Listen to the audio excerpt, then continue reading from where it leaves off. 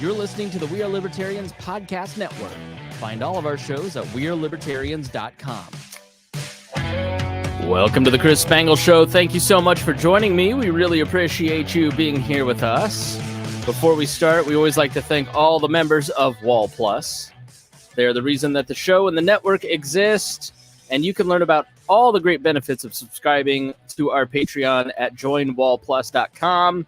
You'll get all kinds of bonus content, access to the complete archives of the show, ad-free episodes, and you'll be supporting common sense, nice libertarianism. And isn't that what the world needs?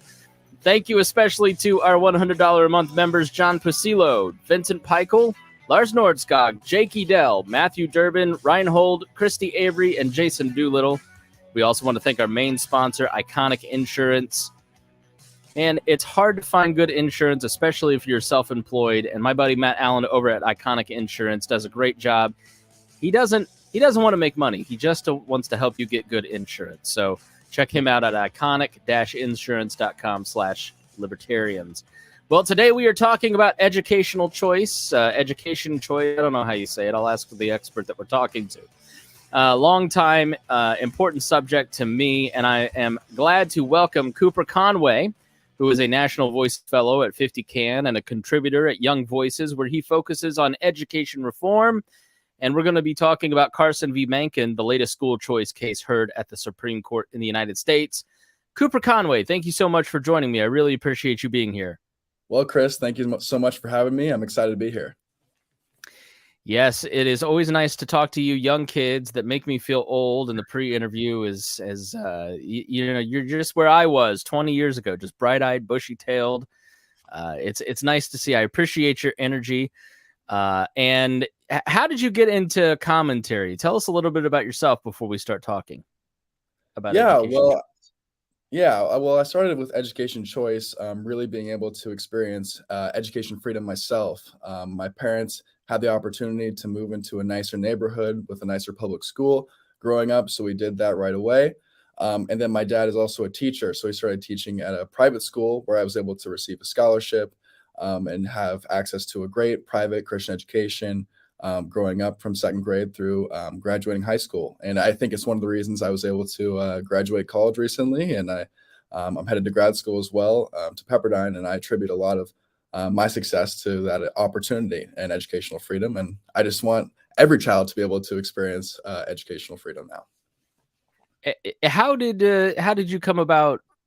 How did your libertarianism form? Were you born into it? It's weird to start talking to people who are born into libertarianism because their parents heard about it from Ron Paul. But, how did you end up a free market guy? Well, I really did not start off as a free market guy at all. As I mentioned to you earlier before the show started, I'm from Portland, Oregon. Free markets is not exactly something that we champion out here. But in between my freshman and sophomore years of college, I went to go work at a small nonprofit in inner city Baltimore. And I realized that a lot of the problems that these people were facing were because of the government and not having opportunity. And after that, I ended up interning at the Heritage Foundation, and kind of a weird story. And then I did a lot of the beginning of my work in educational freedom at the Cascade Policy Institute in Portland, Oregon, which is a free market think tank, at the beginning of COVID, when schools were shutting down. And this was when Oregon's governor stepped in and said that, well, we're not going to have any public schools be open. And so a bunch of families went to go move to online charter schools that already had the infrastructure in place to be able to teach their students. And then the governor stepped in and said, well, we're going to have a cap at that too. So parents were really just stuck without any great educational opportunities for their children, while public schools were scrambling to set up something or anything to help these families. And it just took a lot longer than it should have, while teachers unions really just dominated the political landscape and blocked educational freedom from happening in Oregon. Well, everywhere. I mean, think about teachers unions trying to keep schools shut down in places like Chicago, and the black eye that they got for that, and even the most bluest of states and cities. I've said for the 10 years that I've done this show, the internet has revolutionized every industry with the exception of government and education. And the pandemic was really the reckoning for those two industries. And you see the declining rates of enrollment happening across the country at schools as people start to kind of walk away and maybe do something a little bit different. And education choice is not new. Milton Friedman, obviously, we have the Friedman Foundation here in Indianapolis, and we're big fans of them over there. Mhm. His book, Free to Choose, is a foundational document on educational choice, but it still continues to be contentious, even when you look at cities like Indianapolis that have a thriving private and public and charter school environment, lots of educational choice here. Teachers unions still continue to fight it, and it ended up in the Supreme Court with Carson v. Mencken. Can you talk a little bit about Carson v. Mencken, this Supreme Court case that was just decided? Yeah, so Carson v. Mencken was a case that came out of Maine. And so for those who don't know this, Maine is actually the most rural state in the country based off of its population. You'd think it'd be Alaska, but a lot of Alaska's population is in Anchorage, while Maine's is kind of spread out throughout the state. And so what this means is that a lot of the local school districts in Maine don't have the population needed to support an elementary or a middle or a high school. And so Maine's had a long-standing town tuitioning program that would allow parents to be able to take the taxpayer dollars meant to be used for their child's education and allow them to use it at other public schools or private schools as well. And then in 1980, Maine's Attorney General kind of stepped in and said, well, you can use it at private religious schools, but there just can't be any sort of religious use, whatever that means, in terms of a religious school not being able to teach their religion seems like something that's not going to be very popular. And these parents kind of stepped up and said, this doesn't make any sense at all. I'm the one making the choice of where I want my child to be able to go to the school. And the Supreme Court affirmed this in a 6-3 vote. And they backed up their previous ruling in Espinoza as well, basically saying that if you're going to have a private school choice program, these parents need to be able to access any private school, whether it's a religious private school or not. Yeah. So, I mean, was it simply just that people didn't want public money going to private schools? Yeah, that's pretty much the case all across the country here, as we mentioned with the teachers unions, is that they don't want this taxpayer dollars to be able to leave this monopoly that is the government education system, because there's not unionized teachers at these private schools, and then parents have more access to see, well, maybe the traditional public school system isn't the school that's best serving my child. Yeah, and this has kind of been a long-standing fight. We don't want, if you take public money, then you can't do certain things. But I feel like we're at a point in the cultural war. Cooper Conway is my guest, where it sort of like used to feel like there was secular and then there was religious, and now it feels like left versus right schools almost. There's been a shift, I think, especially in the last 5 years, where people are sort of starting to sort themselves into, well, I want my school to be very pro LGBT and I want my school to be, pro Catholic. Like, culture seems to be like seeping into this a lot more. Are you seeing that in the education reform discussion? Yeah, without a doubt. Parents over the past year and a half, 2.5 years of the pandemic have seen really for the first time, it almost appears that like, oh, some of the stuff that my children are being exposed to, I don't really want them exposed to that. Or there's certain beliefs that they just don't agree with, whether it's from the left or the right. And really what should be happening here is school choice should be used as the solution, and having parents be able to say, well, I want them to be able to go to my private religious Catholic school, or there's other private schools that are more LGBTQ affirming, for example. And so it really kind of eases the tensions in the education sector throughout the country, and plenty of these schools, because there's tons of different private school options that are available. And there's just new options that are being made available each and every day for whatever educational environment works best for the student, instead of kind of this one size fits all approach that we've been going with for the past few decades. I mean, you don't have to answer this because I know you're coming at it from more of a journalistic standpoint, but I don't know.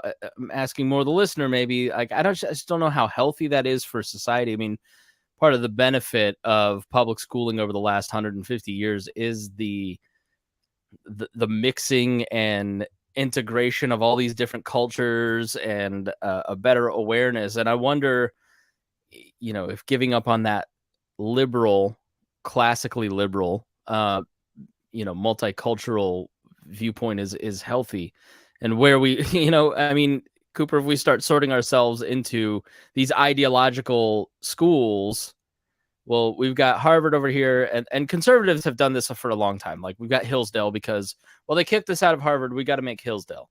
They kicked us out of the New York Times, so we got to have the National Review. But I don't know that we're better off for some of that. So do you want to comment on that? Yeah, I would be happy to comment on that. I don't think that's necessarily, and hopefully that will never be the case, where it's really just everyone's siloed off into their own certain ideological beliefs. For example, as I mentioned, I went to the private Christian school in my neighborhood, or that was close to my neighborhood.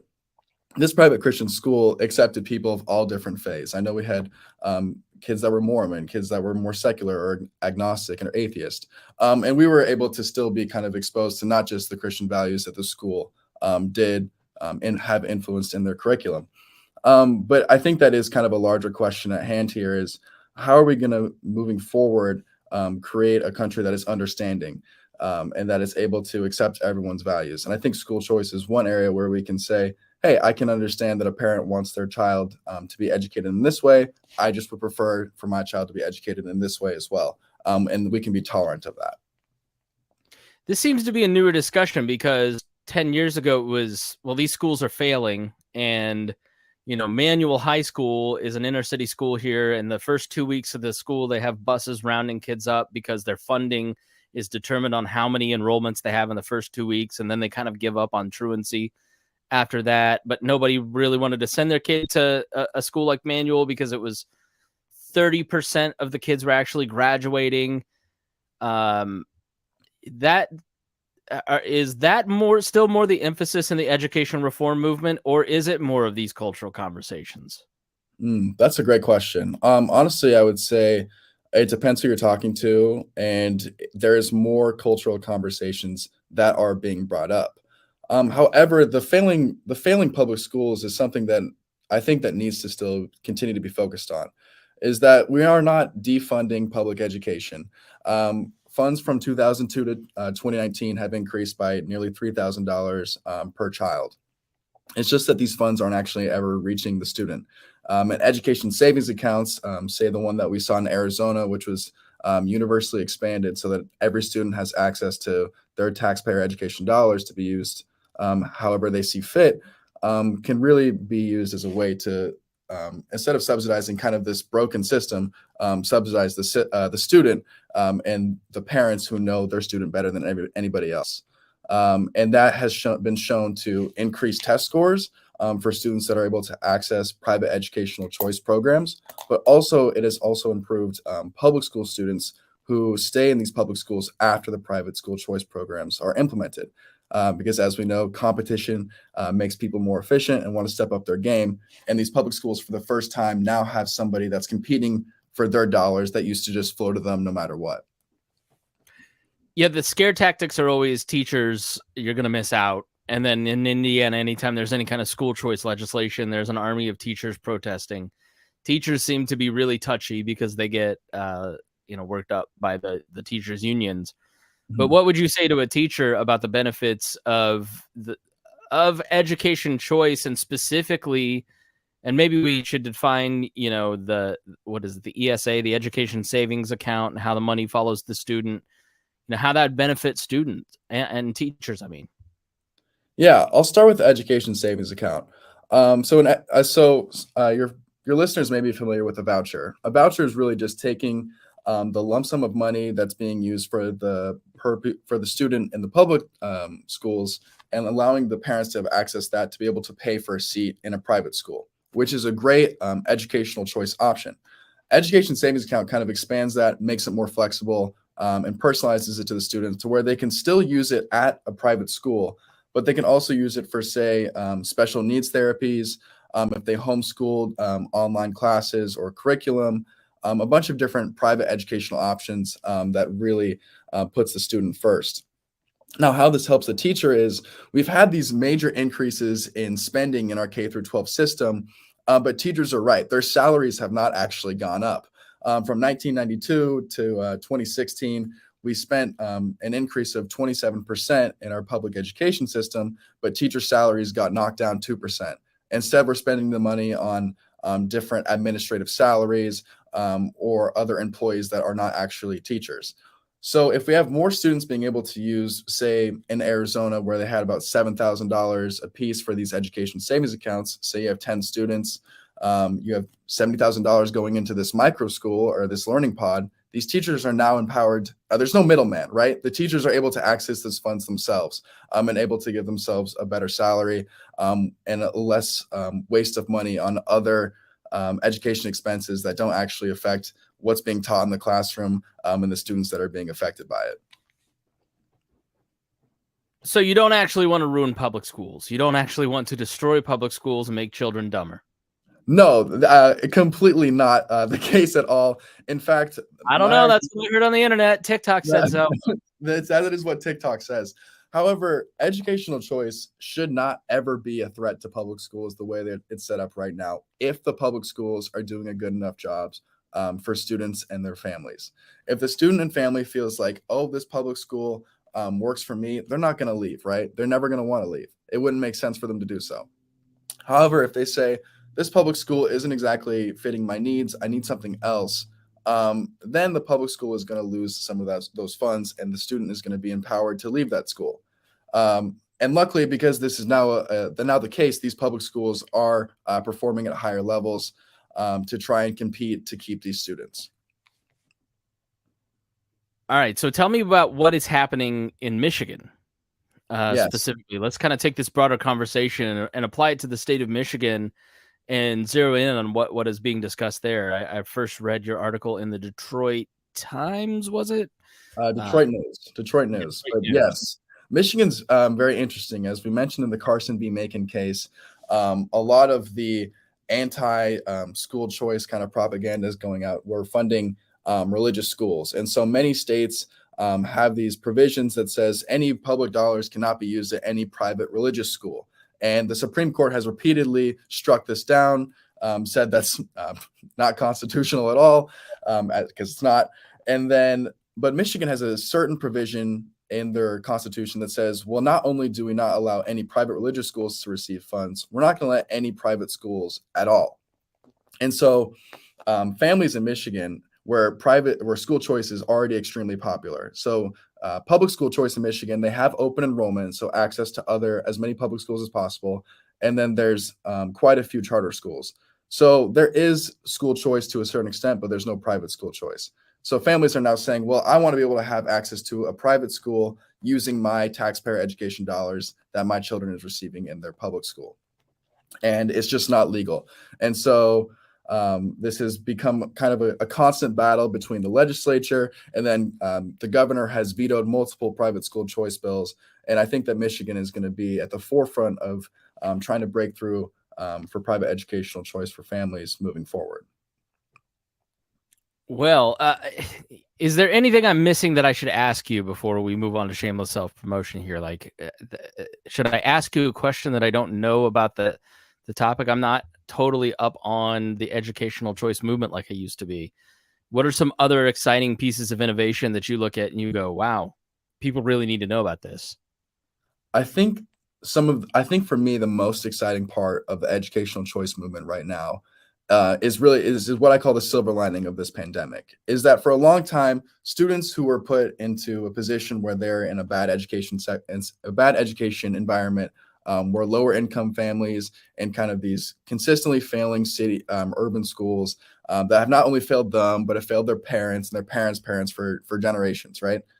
But with COVID-19, wealthier families who are able to access public schools that have performed historically better were now affected.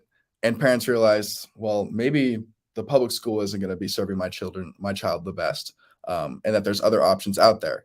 And so now there's really kind of this totality of parents who are saying, well, I want educational choice, no matter if I have access to the best public schools or the worst public schools. and you're seeing a lot of different parent groups step into the fight. And so while I could pump out an article a day, 2 articles a day. That's not going to make as much of an impact as 5, ticked off moms, is what I like to say, who are really trying to fight for their child and have more skin in the game than I do. And so that, I think, is exciting. And that's something where I think the parent voting block is going to become more important as time goes on. You already saw in Virginia with Governor Glenn Youngkin, his election was swayed largely because of parents. And you're seeing state legislators in Idaho and Iowa and Arizona really winning based off of the fact that they're campaigning as a pro-school choice candidate. And I think that's something that's going to be growing even more as the years go on. All right, Cooper Conway, tell people where they can follow you and what will they see when they get there. You can follow me on Twitter at Cooper Conway 1. Usually I tweet out my latest articles. That's what I try and stick to. And then you can also see me on the Young Voices website with my headshot to see all of my different articles and media hits to learn more about school choice. So thank you. All right. Thanks for being here, Connor Cooper. Cooper Conway. You're going to listen, just next time you come on, change your name. All right. Thanks for being here. Thank you, listeners, for joining us. Make sure you go and share this episode if you learned something, if you found it interesting. You've got a teacher in your life that's terrified of change. Please share that with them and let them know that we really do care about teachers. We care about students, those of us who believe in education choice. We're just trying to help you get more money and get more job opportunities at the end of the day. So please share with your friends if you learned something. It's the best way to support the program, and we will see you again soon.